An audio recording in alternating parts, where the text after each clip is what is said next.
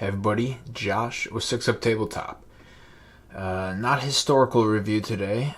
We're doing a review on Wargames Atlantic from their classic fantasy range, Skeleton, Cavalry and Chariots. As you can see, the front box talks about 10 horses, 2 chariots, 25 multi-part hard plastic 28 mil figures. D20 approved. So the reason I'm doing this video is that I am looking to make some skeleton cavalry for one of the games that I'm playing.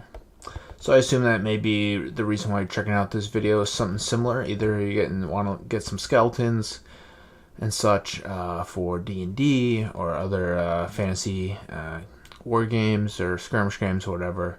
I'm playing the Silver Bayonet, and I'm doing an Egyptian campaign, so I was looking for a mix of like I said, skeleton cavalry with that also contained some skeletons that I can just use, so I kind of get a nice mix all in one box. So let's take a look at the models assembled. Alright, by models assembled, I mean let's take a look at the sprues. So we got the first sprue here. There's 2 of these that come in the box.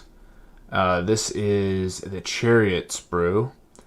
And that makes, let me grab it,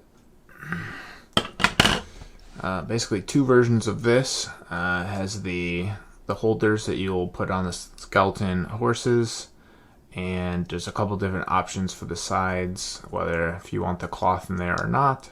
So yep, just makes one chariot there. So I'm not planning on making any chariots, but it does come with the option of making 2 chariots. Alright, and for the skeleton, I guess sprue, it comes with 5 of these sprues. Comes with some different riders, so there's 2 riders that are just bones. There is a rider that comes with a breastplate.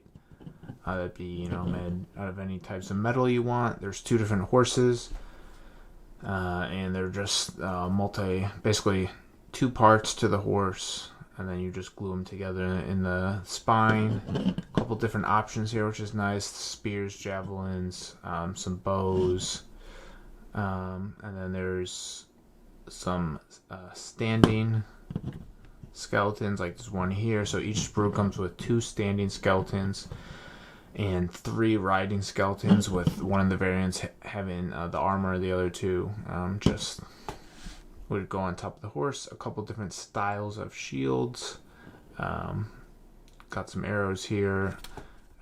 Definitely a more Greek vibe to the helmets, as you can see there. So it comes with, you can have them helmeted or unhelmeted. It comes with left and right skeletal arms.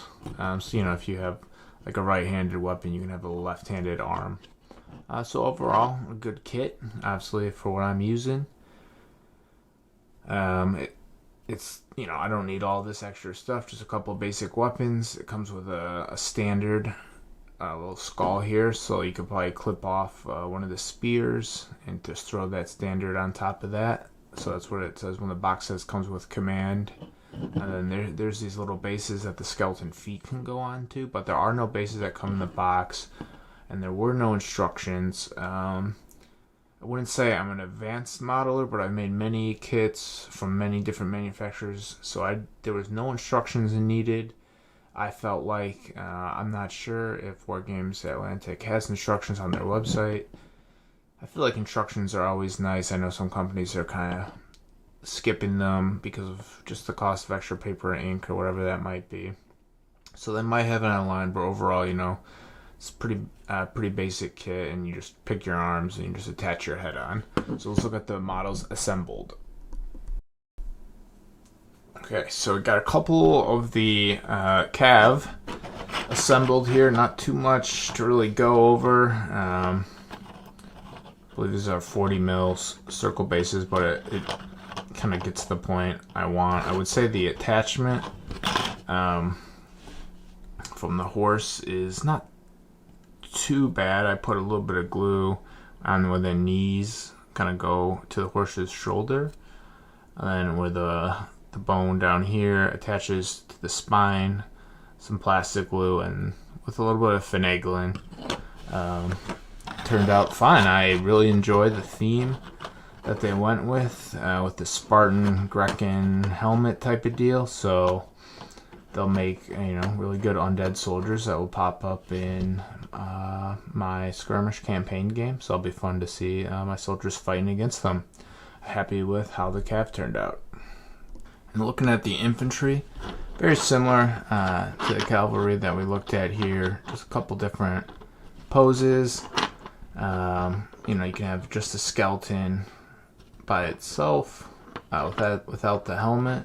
And there is the helmet. The helmet looks cool, and some shields attached. I suppose this would be what it's like. The helmets do feel a little bit large.